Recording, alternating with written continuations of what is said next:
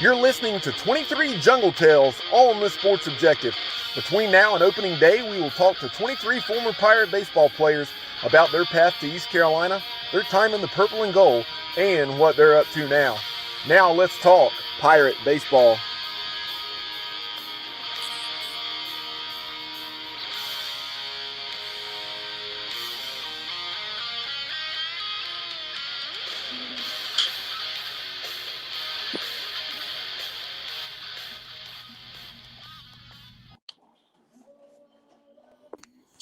Welcome into Jungle Tales. That's 23 Jungle Tales right here on the Sports Objective.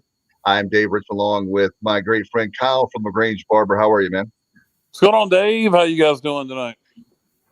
Very excited to have a very special Jungle Tales here. Bubba, thanks as always for your hard work behind the scenes, and you outdid yourself yet again. Absolutely. Very excited to have this guy on, a native of Leland, North Carolina. Of course, a lot of excellent baseball players have come not only out of Eastern North Carolina, but East Carolina University. Welcome into the program, East Carolina Hall of Famer Billy Best. Billy, we appreciate your time. Oh, thanks so much. It's an honor to be on your show. It's an honor. I can't wait to keep following it. But thank you so much. It's an honor to have you because, as I was telling you, that the college years people always talk about are some of your best years, and I would agree with that. I love East Carolina.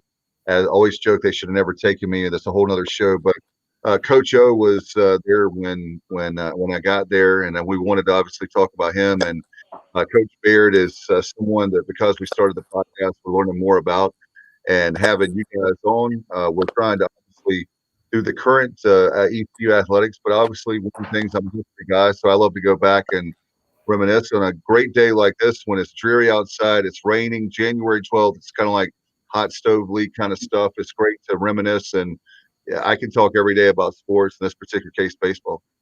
Well, no question, especially you hit it right on the head. It's a hot stove time, and everybody's anxious, ready to get going, for sure. Let's talk about your career. How did you get can you tell us how you started, and how did you come to East Carolina and become a Pirate? Sure. Well, my dad, I come from a family of coaches. My dad was raised in right outside of Goldsboro. And so a lot of my family went to East Carolina. And so I really wanted to go to East Carolina. That's where I wanted to go to school. And I was getting some interest from a lot of schools, and I was really just waiting for East Carolina. And then the coup d'etat was in 1976.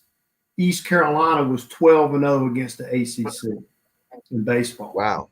And I was recruited by a lot of the ACCs. But, I wanted to go there because of my family being in Eastern North Carolina. But as soon as, I saw that, I signed. And back then,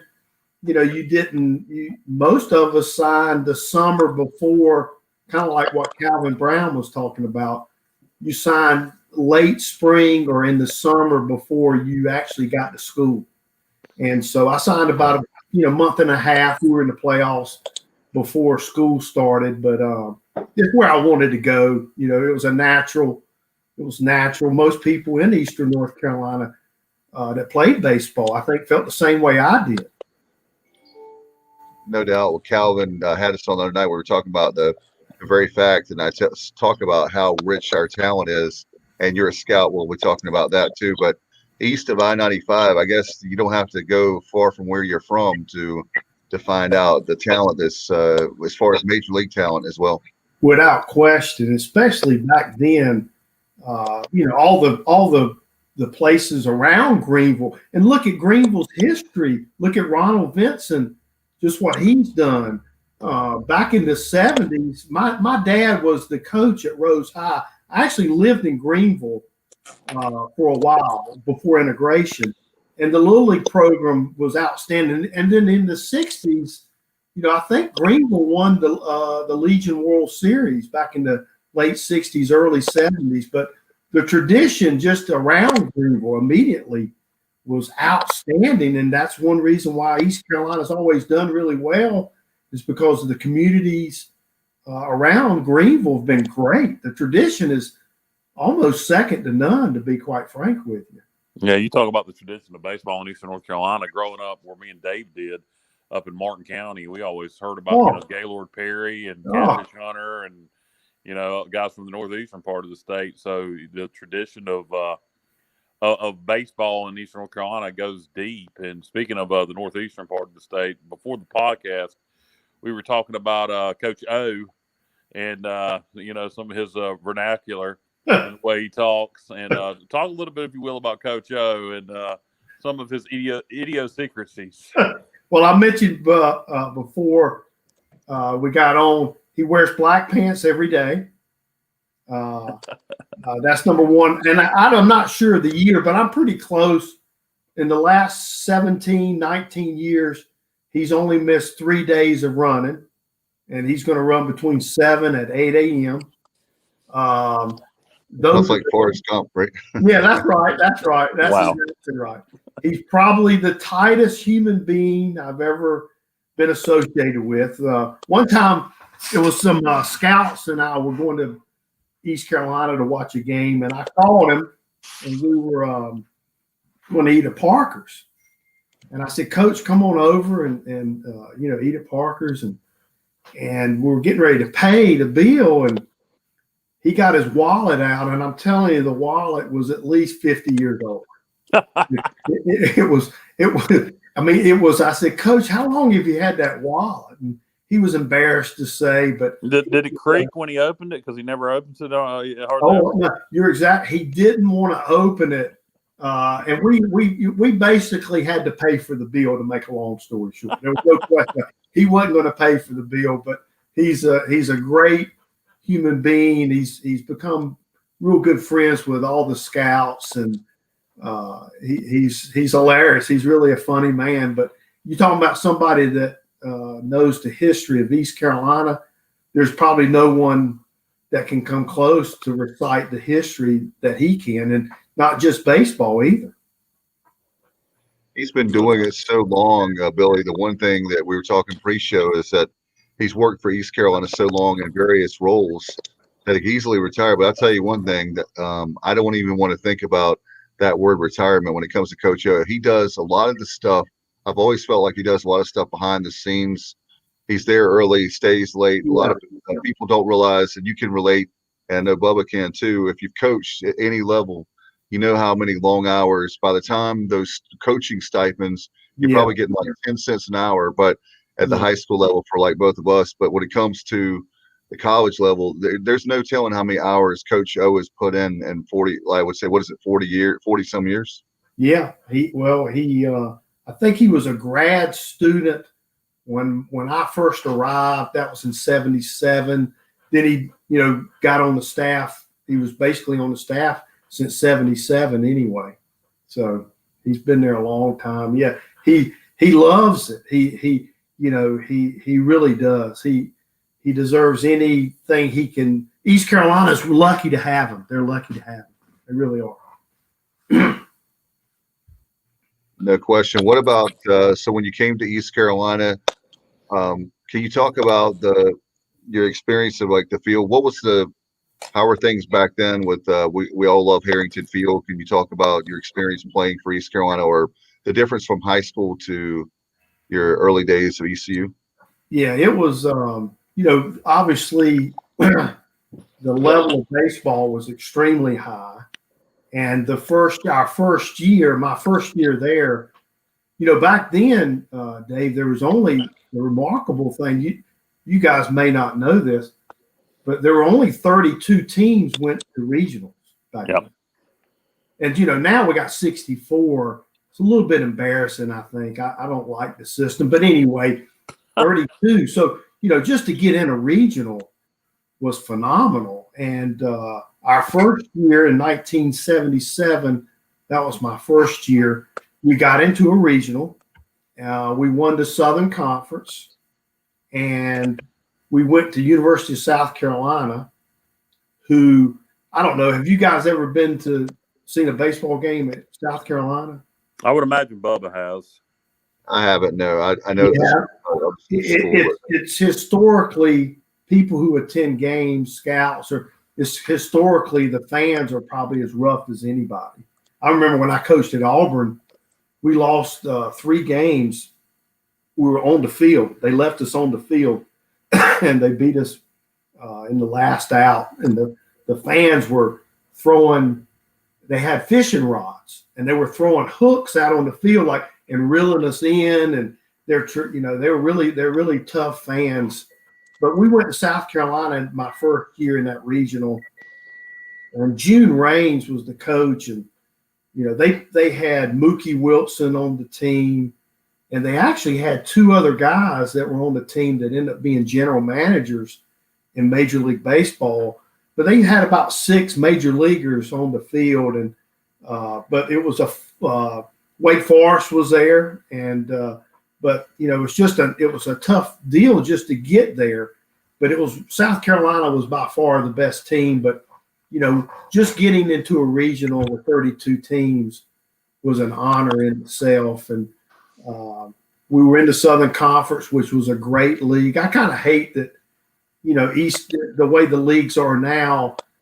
We play teams that, back in the ECAC or Southern Conference, you were playing local teams. You had good rivalries, and the baseball was really good. But we were in the Southern Conference my first 3 years. Then my last year, we were independent. That's probably the biggest disappointment of my career period, was my last year at East Carolina. I don't know where you guys were, but you can ask somebody. In 1980, March 1st, Greenville got 28 inches of snow. We were in the Carriage House Apartments. I don't know what they're named now. They're still there. Okay. And I remember that night we had on sweatpants with a hood, and we looked outside and it was lightning and snowing as hard as it could. And we ended up having 28 inches, and we were supposed to open up the next day, but that team was a great team. We were 28-5. I've spent my whole life. I was born in October of 1980. I have spent my whole life having my mama tell me stories about the March 1980 blizzard and the thunder snow. Yeah. And 1980, my mom was a young lady.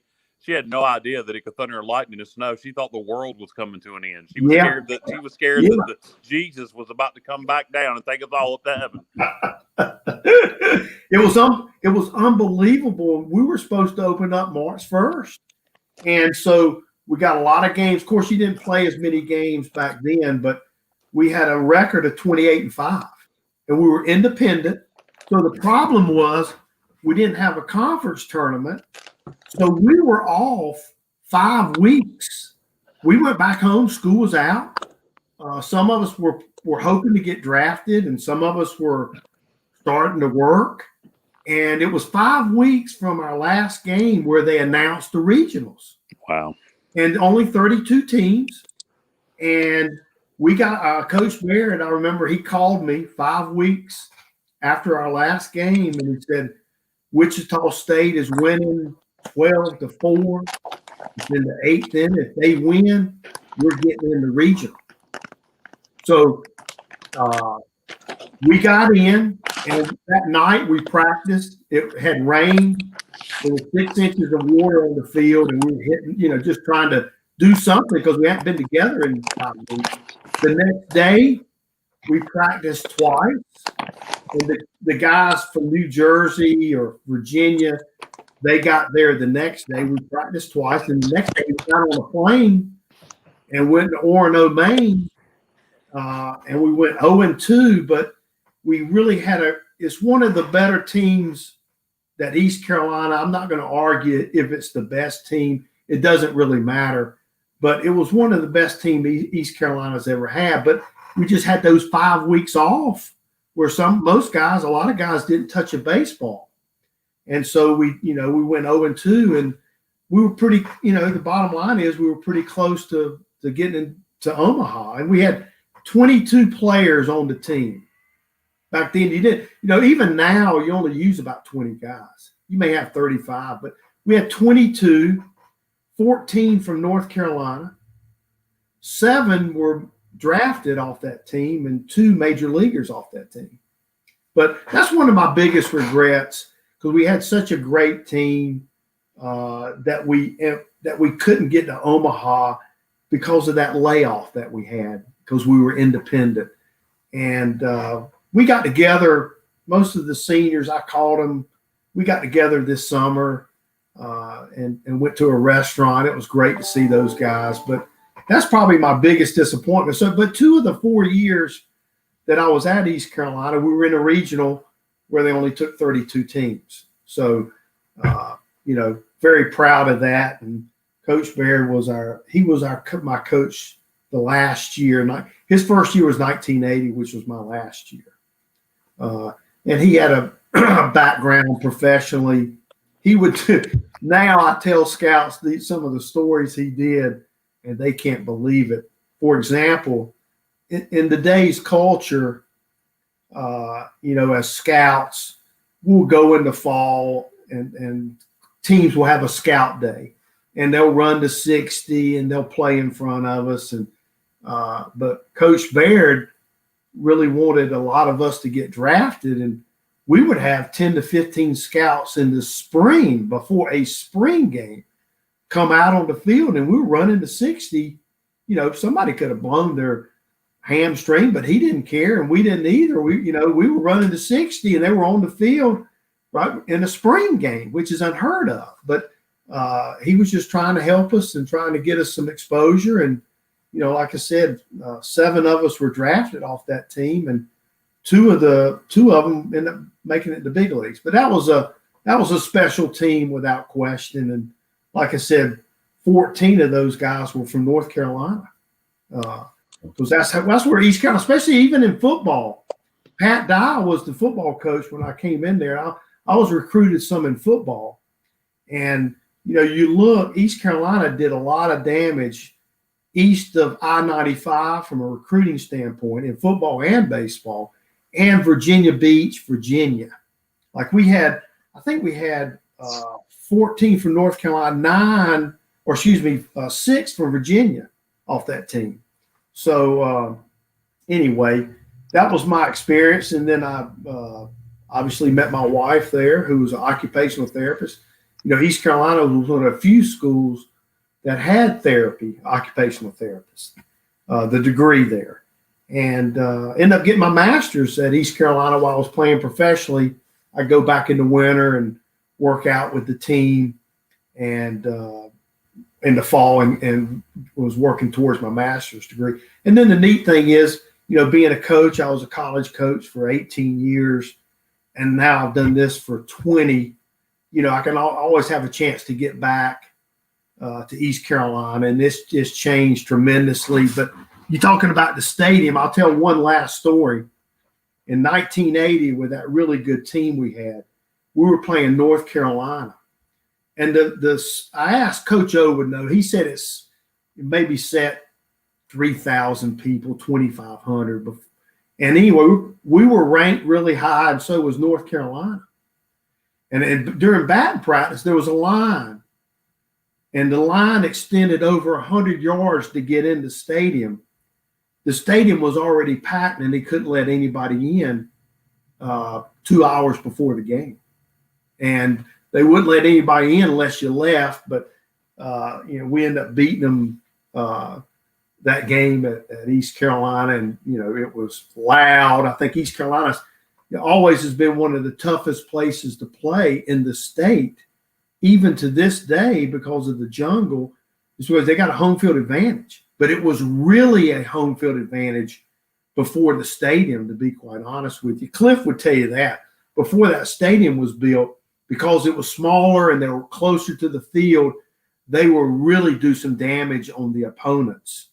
And it was a big advantage for East Carolina. But, we ended up beating Carolina that day. And obviously some of us found our way downtown somehow and, had a good time. But that's what made East Carolina great. You had a lot more girls than boys at the school. You had some pretty girls, and, you had the social life was great.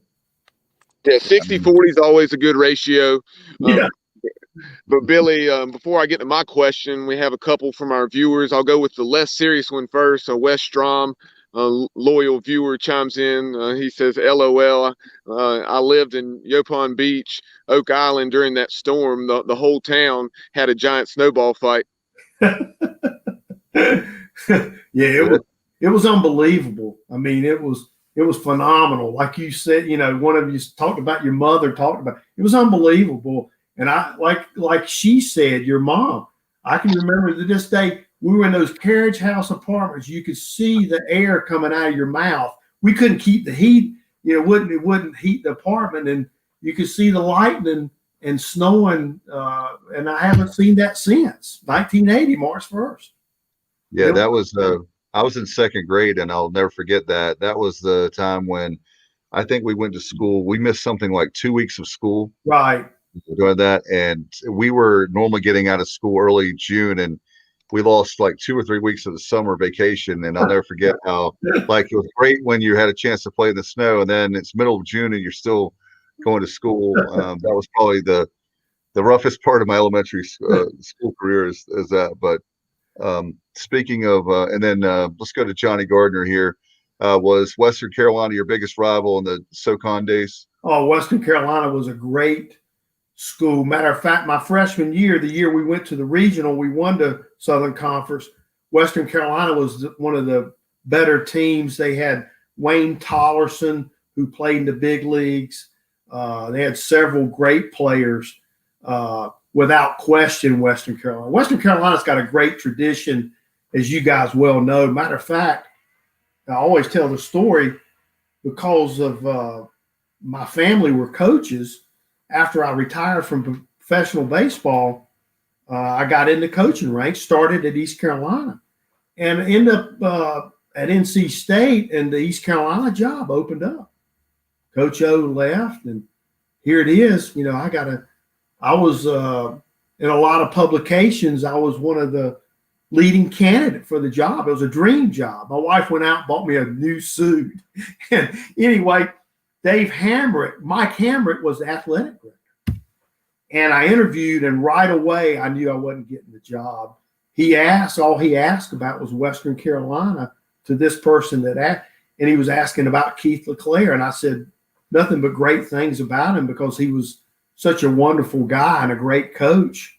But anyway, I remember in the interview, that's all he asked me about was how good was Western, how does Western do it? He never asked a word about me. And then after the interview, I sat in those bleachers. It was about 150 degrees with that new suit I had on, just sweating, knowing that I wasn't getting the dream job that I wanted to have. But it worked out fine, worked out great for both people. But Western's got and they still do have a great tradition. I go there every year, and I've signed a couple players. I signed one kid that really got close to making it from Western Carolina. It's just cold, as we all know, but it's not like Boone. I don't know, Boone's got that elevation, but it's this beautiful place. It's beautiful. I don't know how they do it. Why would a kid want to go to Western and play baseball? But they've always had a great tradition. Now, Billy, talking about coaches, and you played from Monty Little for 3 years, and then you played your senior year for Coach Baird, who you, of course, later went on to coach with down at Auburn. So just talk about those two gentlemen. And, the modern-day Pirate fan knows a lot about some of our other coaches, and Coach O, Coach LeClaire, obviously Randy Mazey, et cetera, Billy Godwin. Tell us about those guys. Well, Coach Baird, probably, if you look what he's done, he went to Auburn, and Auburn's had a great tradition in baseball. But if you look from a wins and losses standpoint, it hadn't been close since he left. He was a very smart man, just checked all the boxes as a coach, and he's been like a second father to me. He got me drafted. He played with Kansas City. I played with Kansas City, got me drafted. I coached with him, was very fortunate to coach with him. And my wife is still real close with his wife. We talk fairly frequently, but he was extremely brilliant. And I can't really say enough about him. I spent a lot of time on his couch. when I was coaching in Auburn, we would wait to 5 o'clock to play tennis. It was probably 180 degrees at Auburn. It wasn't like it was going to cool off at 5, but I'd lay on his couch after we eat lunch, and I learned so much from him. But he's getting inducted to the Baseball Hall of Fame, the Collegiate Baseball Hall of Fame. But he'll go down as one of the best coaches in college baseball, bar none. You've probably seen him on that Bo Jackson 30 by 30, and he coached Bo, but it was a great experience for me to go to Auburn. Auburn's a great place. My daughter ended up going to school there, and they named the dugout after Coach Baird a couple years ago, and my family and I went down there, and he's a tremendous man. Was a pitcher. He was a left-handed pitcher from Prince George, right outside of Richmond. And he went to Ferrum Junior College and then came to East Carolina at a Ferrum Junior College to play with Coach Smith, Earl Smith. If you get a chance, because you guys love East Carolina, ask Coach Overton about Earl Smith. He was really unique. I got to know Coach Smith pretty good when I came back and coached, but Hal Baird played for Earl Smith and, went on to be one of the better left-handed pitchers. But Coach Baird is still noted as one of the better pitching coaches in the country. He actually was hired by our club, the Atlanta Braves, for a while to work with pitchers.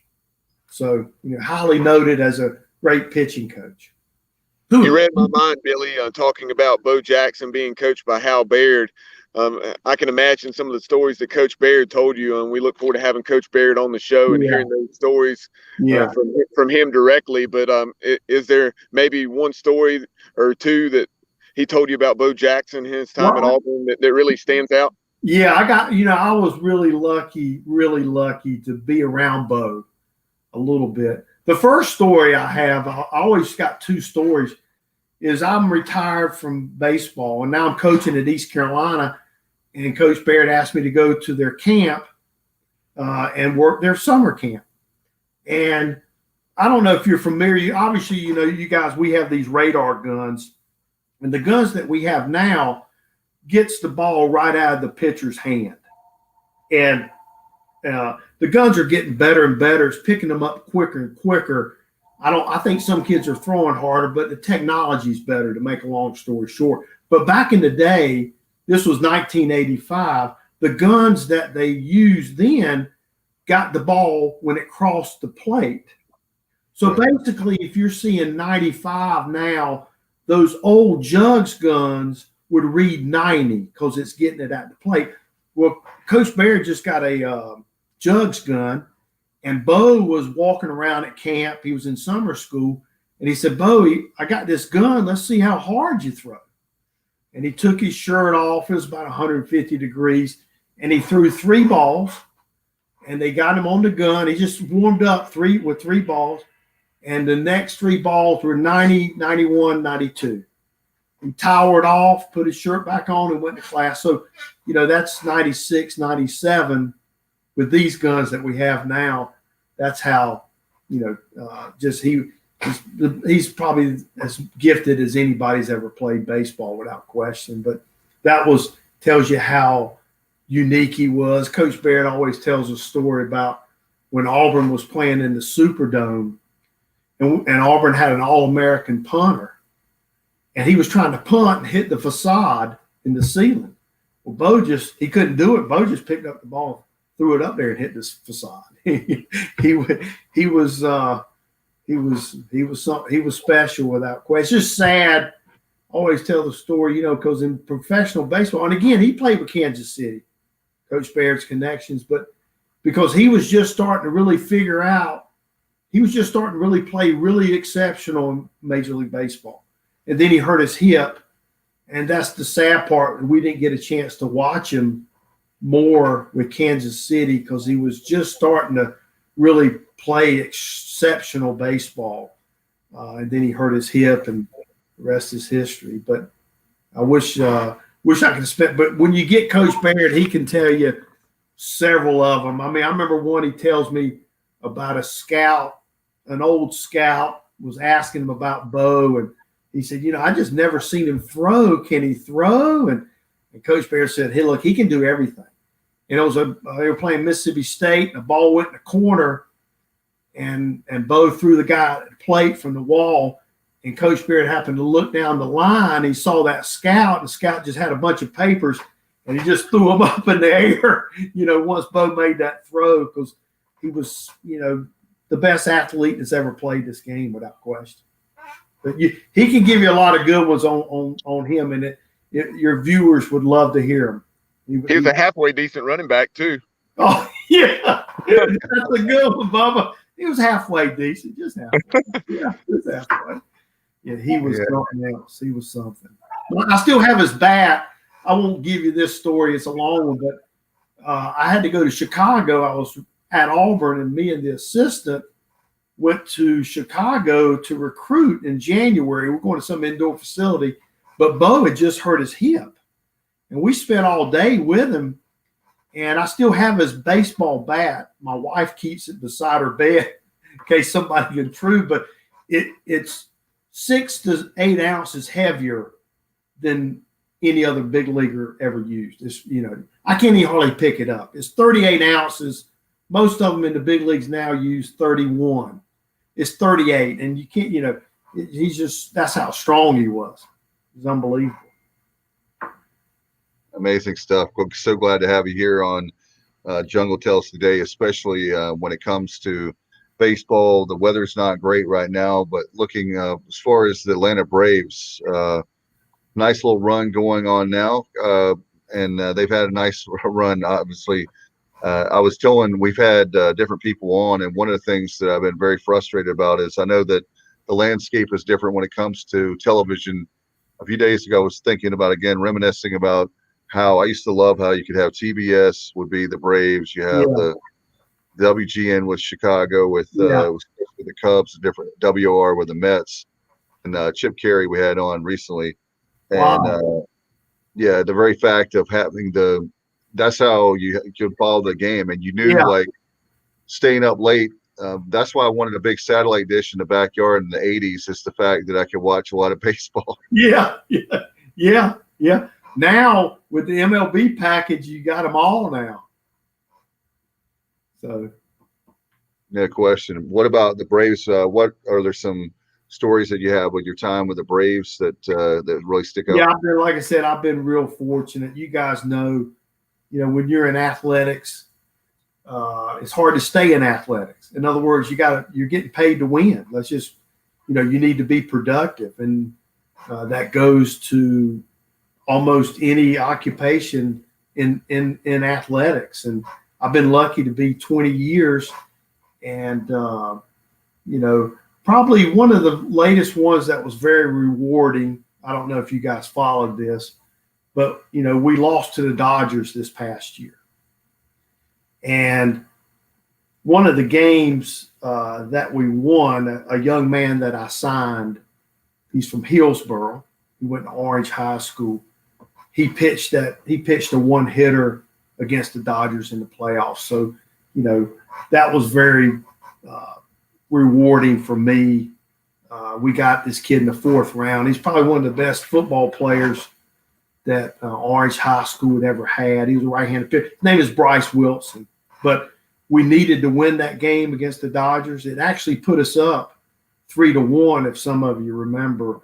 But he was a rookie. He's 22, and he was pitching against Clayton Kershaw and pitched a one-hitter. We won the game pretty easy. And so, that was extremely gratifying for me to that's kind of the part that you dream of as a scout, to get a kid to help you win and go to the World Series. We got pretty close, but that was a special moment for me. And I've been lucky. We won 14 straight championships with the Atlanta Braves. Not too many people in marbles win 14. So been really lucky, and this area is such good talent. I mean, when you go in the draft room, they'll have a map of the United States, and they'll have hot spots: Texas, Florida, California, and the Carolinas. There's a lot of big leaguers. that come out of the Carolinas, and that's why it's such a rewarding and fun job. You can get in your car, you can go to East Carolina, you can go to Carolina, you can go to Orange High School and see a potential major leaguer. And but being with Atlanta as a local hometown team, that's also been a lot more enjoyable than maybe working for the Seattle Mariners, if you know what I mean. So, but we had a great run. We got real close, and hopefully, we can do some more damage next year. So, what about when it comes to labor talks? I know that's one of the things in this year that I'm concerned about. I haven't been concerned literally since the 94, 95 time period. Is that something that you're worried about? You have more insight than I do, but I'm praying that as a fan, somebody that loves the game like myself, that we don't have any kind of work stoppage. I hope not. I don't have that much insight. I'm more on the amateur side from amateur baseball, but I'm probably right there with you. I hope and pray we don't. But I guess time will tell. We got one more season, right? And then we got to sign a new bargain agreement. So you probably know as much as I do. I don't have any inside information. I'm just like a fan in that regard. I just hope they can get that part done. No question. Yeah. Billy, talk about your time in the minor leagues. You played 5 years before you got into coaching. I know you made it as high as AA. You played with the Memphis Chicks, and you were telling me earlier that you crossed paths with David Cohn as well as Saberhagen. Yeah, I was really lucky to, again, we had a great team. So when you have good teams, scouts end up coming to the game a little bit more, So, so we had, like I said, we had 7 off that team get drafted. And I know I talked to you about Butch Davis, who hopefully will get on the show here. He's from Williamston, Martin County. You got, he's his relatives still live in Williamston. Butch lives now in Garner. But anyway, Butch and I both were drafted by Kansas City because of Coach Baird's help. And I remember things had changed so much, but I got drafted in the 27th round. And, I laid by the phone like an idiot for 3 days, just hoping it was going to ring. And it never rang. It never rang. And after the draft was over with and my phone didn't ring, and I was extremely depressed. And I went to play golf, and I was trying to figure out what I was going to do with my life. And the next day you got a telegram saying that you were drafted. So anyway, played 5 years, had a great run there. And then my last year in AA was probably my best year. I hit 10th in the league in AA, but that was when Coach Baird left to go to Auburn. And I had completed my master's degree. And you had to have a master's degree back then because I actually taught at East Carolina. That's where most of my income came from, was teaching. And that was in 1984. Coach O called me and wanted me to be his assistant coach. And the 5 years that I played professionally, I was a center fielder, where our number one pick for 5 years in a row, for 4 out of 5 years, was a center fielder. So that didn't help my process, but it was a tough decision. And Coach Baird says this all the time: the reason why we scout or the reason why we coach is because we can't play anymore. Playing is the most enjoyable thing. Doesn't even come close to scouting or coaching. And it was a tough decision, but that's in some ways I wish I'd have kept playing, but anyway, I played 5 years and I retired. And Kansas City, I remember they wouldn't even give me my release. They wouldn't give me my release, even though I told them I was moving on to coaching. But I don't know if I'd have made it or not. Like I said, Kansas City had a great farm system. The major league team was really, really good. And anyway, so I retired, and that's when I came with Coach O in 1980, the fall of 1984, I guess it was. But I had a wonderful time. Like I said before, we all want to compete at the highest level. And, when you're trying to work your way to the major leagues, just like scouting, it's hard to sign a kid and get him to the major league. the percentages aren't with you. What is it? 50%, less than 50% of the first rounders don't make it. So even as a player, it's extremely competitive. I was even looking the other day. I told Butch when I called him about your show, I think Butch and Chad Tracy are the two position players that have played in the big leagues from East Carolina in the last 40 years. Wow. I mean, so that just how hard to make it to the big leagues. Now, we got a lot of pitchers that have made it to the big leagues. We got Sean Armstrong up there now with the Orioles. Seth Maness made it, and Jeff Hoffman.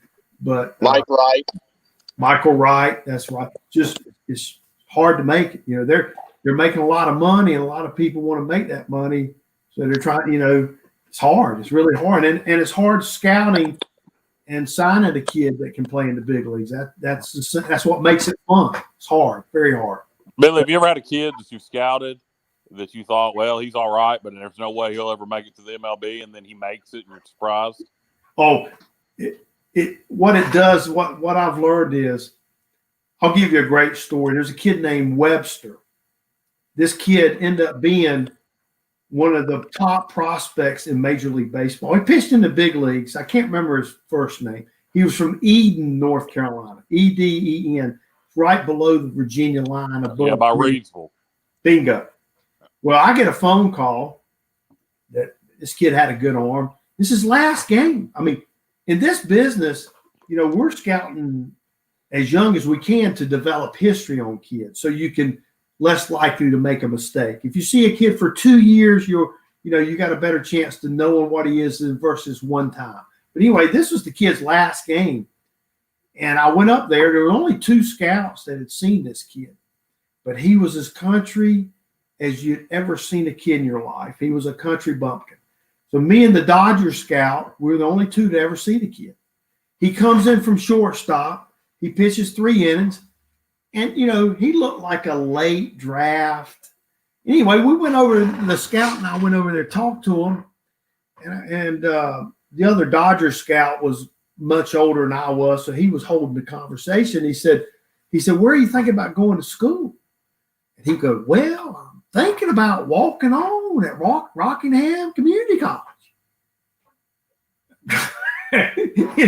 and his mom and dad hadn't gone to college. And to make a long story short, I brought him to a workout in Atlanta, and he was throwing a ball up. I mean, our pitching guy was saying, now throw a 2-seamer here. And he would shake his head. What's a 2-seamer? I never heard of no 2-seamer. Anyway, I'm sure my people were thinking, Billy has lost it bringing this kid here. He has really lost it. But anyway, so his workout was awful. Well, he goes to the Dodgers workout. Now, you got to remember, there's 30 teams. There's only 2 teams. And they sign him, give him like $20,000. Next thing you know, he's the top prospect in baseball. He ended up pitching in the big leagues with Boston some and somebody else. But he pitched about 4 or 5 years in the big leagues.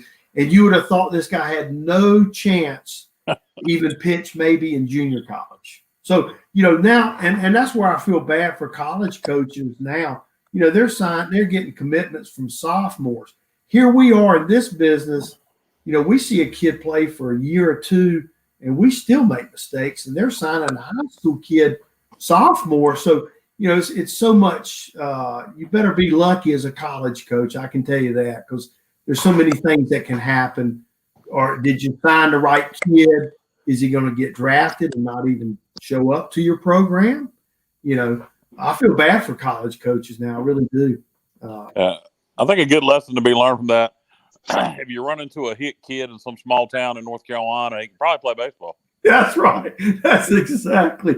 And that's how you should approach it in my business. You try to uncover every stone that there is, because you don't know. You really don't know. And then the truth of the matter is, the truth of the matter is there's not that much difference between these first rounders who are getting, 1.8 to $7 million to a kid that goes in the 5th round. There really isn't that much difference other than the money. But you're right. you just got to uncover every stone there is, because you just don't know. You really don't know. Billy, what about a kid like Alec Burleson, who just proud of him graduating? And one of the best I've seen him recently, as far as the kid, I think could play every single position. And it may sound like something I'm being nice or exaggerating, but just my novice, like my lens that I'm looking at compared to yours, he's one of the best I've seen in a while. Really, he really was. You know, he was on Team USA. I got to see him at Team USA. I had to cover that. And the thing that he could do, what made him special and what made him go well in the draft and get some money, was because he could, he didn't swing and miss a lot. And now, most of us older people I think the facts of the matter is, from a hitting standpoint, we've gotten worse in baseball. There's too many strikeouts, and you can't find a hitter. So that's where Burley really stood out like a sore thumb. He didn't swing and miss a lot, and therefore, that's why he had the success he had, and that's why he got drafted where he did, and he deserved every penny of it, because he was one of the best in the country, and that's what we got to have. That's what we're looking for. He's exactly what we were looking for. If he would have played, I can't remember what round did he go in, maybe the second or third round, or I know that was funny. I think. Was it the second or third round? It was the supplemental part of the second round. Okay, then other than Hoffman, that's the highest of any East Carolina kid in the history of East Carolina, and he was a first baseman left fielder. So that just tells you how good he was to go as a supplemental pick, because he wasn't a middle of the diamond guy. Those are the ones, that are really the ones that usually go really high. But his bat, the ball skills were exceptional, and that's why he's got a great chance to play in the major leagues. It's because his bat and the ball skills. But there's another one you talked about, Bubba, country boy. Just a blue collar. That's what East Carolina's always had their success with. Just give me a blue collar kid that loves to play baseball, and he was that in every regard. But he was a great ambassador for our school and an exceptional hitter. It's going to be interesting to follow his career. COVID hurt the minor leagues and the number of games, but it looks like we're going to play minor leagues, and he can get going along with everybody else. But he was an exceptional hitter, but that's why he went in the supplemental pick. Make no bones about it, is his bat to ball skills. And you got to credit Cliff. I can see, as a former coach, it's a natural thing when I leave a game to have my opinion, whether it's wrong or right, about a coach. But Cliff Godwin does an exceptional job with the hitters in that regard. He puts a premium on, putting the ball in play and not striking out. And, Burley should probably give Cliff some of that money that he got. That's the bottom line. A nice little tip, right? He really should. He should. Now, Billy, kind of shifting gears a little bit, but sticking with that same topic as far as not striking out a lot and putting the ball in play.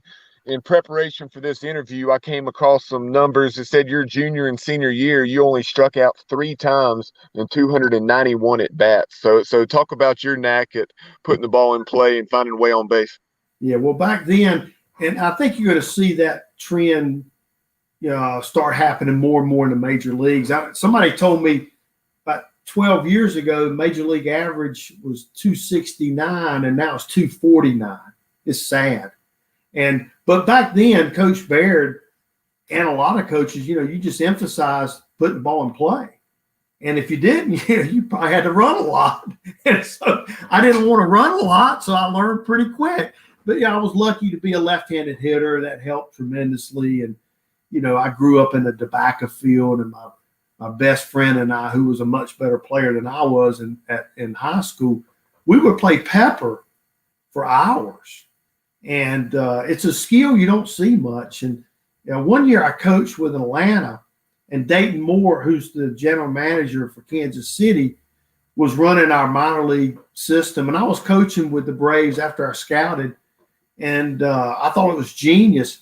He made it a rule where 30 minutes before our game, every player had to play pepper for 20 minutes. But you don't ever see it anymore. You know, back in the old days, those old films you see back in the 50s, it would say have a sign, no pepper, you know. But now kids don't play it anymore, and probably one of the reasons why we're striking out the rate that we are. But that was a big reason why I didn't. I played a lot of pepper when I was young. So hopefully we'll get back to that because everybody wants to see the ball in play a little bit more and versus just hitting the ball out. And hopefully I'm a big fan of that, you know, stealing bases, playing the little game. And again, I have to give Cliff a lot of credit. I've seen him win games. They played Wilmington a couple years ago, and they bunted 4 times. And I think they only got 2 hits, and Wilmington threw the ball away. Most of the time in baseball, you don't win the game. You usually lose the game. And Wilmington, you know, threw the ball away, and that's how the Pirates won. And Cliff takes advantage of that and does a tremendous job in that regard. But yeah, that's one thing that I really love about Cliff Godwin, the way he uses the short game, he and this staff. And like you're saying, he uses it in situations where it's not obvious that you're bunting. And you think back to Eric Tyler. Certainly not the fastest guy in the world, but he was a tremendous bunter. Yeah, and Charlie Organ did it very well also. No question. And the thing about it, like I said before, a lot of times they throw it away, and that's the you know, we understand from a sabermetric standpoint that bunting is not it's not something that they like, the sabermetrics people, but they throw the ball away a lot. And like I said before, you don't win games, you end up losing games, and you put pressure on the other team, and that's what East Carolina has done. You know, they don't give up at bats. They make that pitcher throw an extra 2 or 3 pitches. And you can see it. It stands out like a sore thumb. And we all should be very proud of East Carolina, because I can tell you this, you can go to most other games and it's not even close.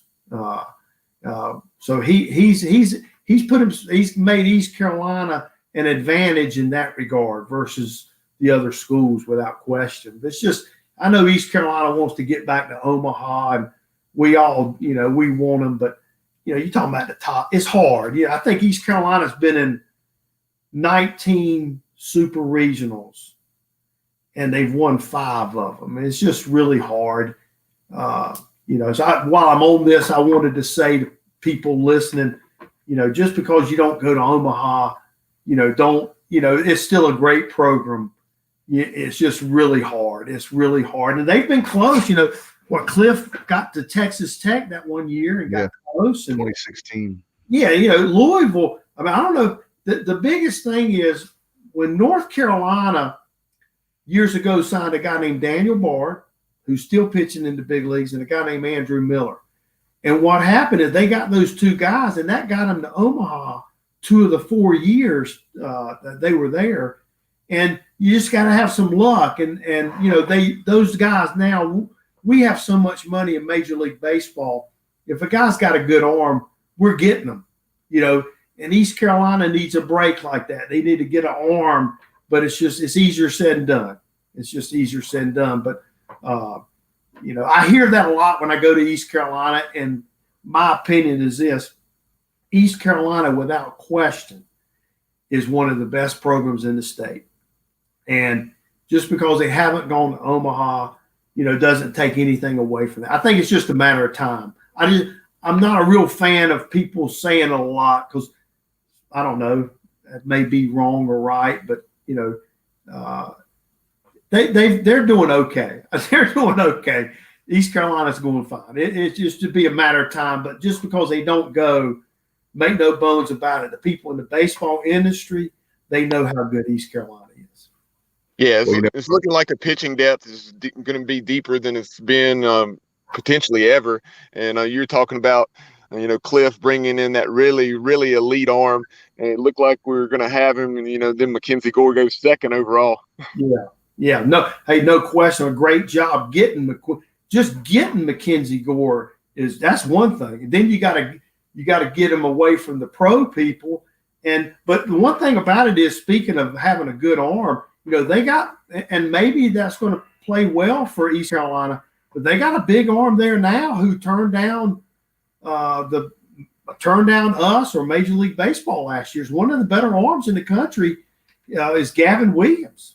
So they got one of the best arms in the country there. He got hurt, even though we had a COVID year last year. He hurt his finger, but he needs to put East Carolina on his back and kind of do what he can, because it's going to be hard to get another arm like that in college, period. He's one of the premier arms in the country. He stacks up against any college kid pitching wise from an arm strength standpoint. That doesn't mean you can get him out, but he's got a big arm. So hopefully he can do some damage. So that team last year, you'll never know. That's what's so sad about 2020. Definitely, I thought a potential of at least a super regional team. But it seems like it's when we're so focused on something, like in life, you're so focused on it when you least expect it. That's what's going to happen. I think the same way with Omaha is when we least expect it. That's when it's going to happen. Dave, that's a great point, because I was thinking about this before coming on the show. I mean, look at Coastal Carolina. They won it all. They won. So the good news for the East Carolina fans is this. Here's the good news. There's no question about it. 10 to 15 years ago, you could see a big difference with Texas, UCLA, USC compared to the mid-level schools, because they could get those arms. Well, now we're getting all those arms, Major League Baseball. So it's kind of, you got more parity than you've ever had. Hence, Coastal Carolina, not only do they go to Omaha, they win it all. So if they can do it, we know East Carolina can certainly do it. So that's the good news. I'm very excited about that very fact. Is that I was talking to Cliff today about, we interviewed him, we'll have him on our next show, about he always says on Twitter, we've got another stud. We got another stud. But Cliff Godwin says a stud is coming in. He's not just being nice. And I really believe with having Coach Dietrich, you already had Jeff Palumbo. I mean, the coaching staff alone is a huge advantage in my opinion. And I'm not saying that because of East Carolina. Yeah, no, I've been knowing Jeff Palumbo for a long time. He was at VCU with a good friend of mine, Paul Keys, and he's way up there in the baseball, people that know baseball. He would be usually guys like him are head coaches somewhere. You just look at your infielders, how good they've been, and he's been a big reason for that. He's a great coach. He's great. Just be patient. It'll happen, but it's at the same time, we know just how hard it is, and they're successful even if they don't go, in my opinion, anyway. No question about it. And when they do go to Omaha, will you be there, Billy? I hope I'm still kicking. I hope I'm still kicking. It depends on what the Atlanta Braves want me to do. Sometimes, we'll go out there, and now the drafts got pushed back. Is actually after Omaha now. Usually was before. So we just have to wait and see what happens. But if I'm not there, I'll certainly be watching them. Hey, Billy, take us back to 2014. Just talk about what I mentioned in the open as far as you being an East Carolina Hall of Famer. You were inducted in 2014, the same day that the Pirates hung 70 on the Tar Heels. Yeah, Pat Dye was in attendance. Just a tremendous atmosphere, and just an awesome accomplishment and honor for you. And I know I can only imagine how much that means to you. Oh, it was great. Gave tears to I felt like I shouldn't have got in, just humble. I didn't do anything special. I think Coach O paid somebody off and got me in. I really do. But I really, they did. But that day you hit it on the head, Bubba. Us beating North Carolina in football, that was awesome. It was, and we put a hurting on. It was so memorable. It was one of the best 2 days I've ever had in my life. The East Carolina treated us great, and like I said, I felt like I didn't deserve it. That's how great they treated us. But to watch, and we've done that before, especially when I was in school. And back then, we would, it was not the first time we beat North Carolina, but it was really fun watching us beat them, and hope and pray we can get back on that, winning edge again. We need football to get on. It's been a long run, hadn't it? God, 6 straight seasons, 6 straight losing seasons, but we're going to change that. I love Coach Mike Houston and the job he's doing there. This is the best we've had in a good while for the big 3 sports of baseball and basketball and football. I really believe that we're on to something special with all 3 sports. Me too.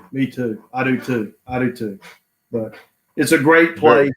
It's a great place. But we all know, Bubba and Dave, you guys know, when that football starts happening, it's a crazy place, and people want to be a part of it. And the sky's the limit recruiting wise, because you know how excited we get just for the football and the local people. It's a different place. I always like to tell the story. Maybe I shouldn't on this podcast, but I remember when I was a freshman. Of course, it wasn't me, but somebody had got Playboy magazine. It wasn't me, and somebody was reading it. And East Carolina was number 1 on the East Coast as far as a party school. This was in 1970. And then this is a great story. And it ties in a little bit with football, but it's just how the fans can really get behind a sport. But the next year, somebody again in our baseball suite got Playboy, and the top schools on the East Coast, East Carolina wasn't even listed. This is a true story. And so the year before it was ranked number 1. The next year wasn't even listed, but then it had an asterisk at the bottom. I don't know if you guys said this is true. It said East Carolina, you can't rank pros with amateurs. Yeah. but that spirit, gets behind a winning team like the baseball team, the Jungle, and gets at East Carolina. It makes it a unique place. I can tell you this, and I'm sorry to be talking so much, but I get excited. But East Carolina has got a distinct advantage in baseball, the way the spirited fans are. You can go to North Carolina, and they've got a great program over there, but it's like a wine and cheese party. People, and you go to East Carolina, they're getting behind their people, and it makes a big difference. And that's what makes it a special place, is the people. It's not the building, it's how spirited the people are. But I think that's what makes it unique. I hate Kyle dismissed that part of the interview, but we got him back in. I guess that was there's a reason what God, did like I miss, guys? podcasting gods made sure he's not on so we won't lose our show. But what did I miss? He was talking about how Playboy, when he was at the school at East Carolina, how Playboy ranked East Carolina as a top party school in the nation. Oh, well, no doubt. That we would be amongst the top party schools in the nation. And when you said Playboy in East Carolina, I thought you were talking about ranking our co-eds in the top 10, because they typically would be too. No question about it. I was in the quick story. I was in at the tournament, the CAA tournament in '98, and I'll never forget. There was this unfortunate fan from a different school. I won't say which one, and he literally was talking how ugly our cheerleaders were. And I'll never forget. There was an Old Dominion fan. Said, look, I don't pull for that school and I don't like that school, but they have some beautiful women. And I'll never forget that. He said, I don't know. He said, you may not like their basketball team and the tournament. He said, but you can never say that their cheerleaders are ugly. So without question. Richmond. That was at the Richmond Coliseum. But Billy, we could talk to you for hours. It's been such a huge honor to have you on. And I hope that you'll come back. We do a show called Extra Innings where we do the baseball kind of like a wrap up of the week kind of thing. Right. And then if we whenever we do go further in this thing during the season or postseason, we'll definitely have you back on. Your wealth of knowledge, and appreciate everything you did for the university, and you're such a great ambassador still doing for it, and the congratulations there on the Hall of Fame. That's a huge honor. Well, thanks for your kind words. It's an honor to be on your show, and if I can do anything, you guys let me know. It was an honor. Appreciate it, guys. No problem. Yes, sir. Absolutely. Billy Best here with us. Glad to have him, guys, and glad to have him on. Kyle, thank you. Bubba, Thank you, sir, very much. And we'll be doing the 23 Jungle Tales. I know, Bubba, they're very excited to have our very first sponsor of the podcast. And definitely want to make sure that anybody that wants to sponsor us, we'd love to have you. But PGX Gloves, as you see at the bottom of the screen, pgxgloves.com.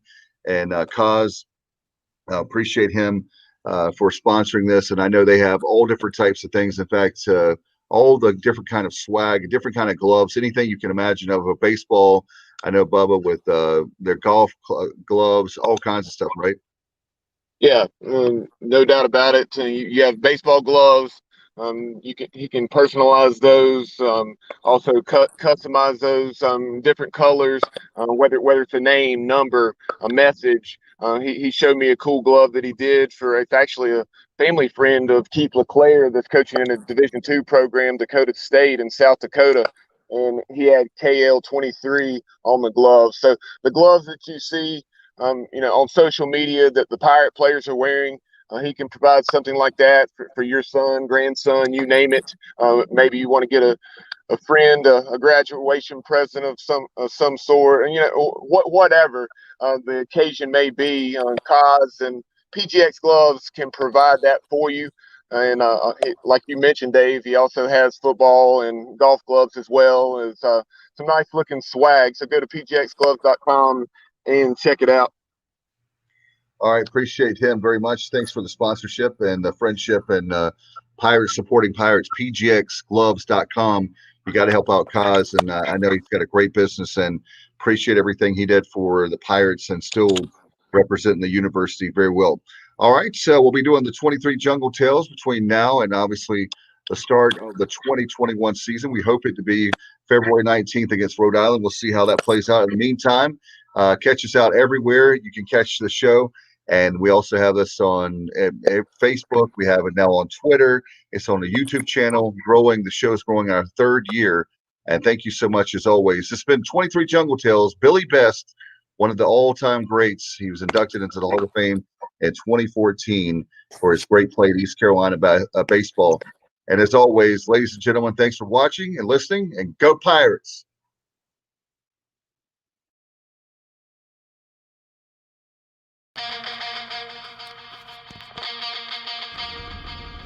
You've been listening to 23 Jungle Tales on the Sports Objective, the unofficial podcast of the Pirates. All these interviews and our other content can be seen on our Facebook page and YouTube channel. Be sure to like, follow, and subscribe. The audio can be heard anywhere you listen to our show, including but not limited to Google Podcasts, TuneIn Radio, SoundCloud, and Apple Podcasts.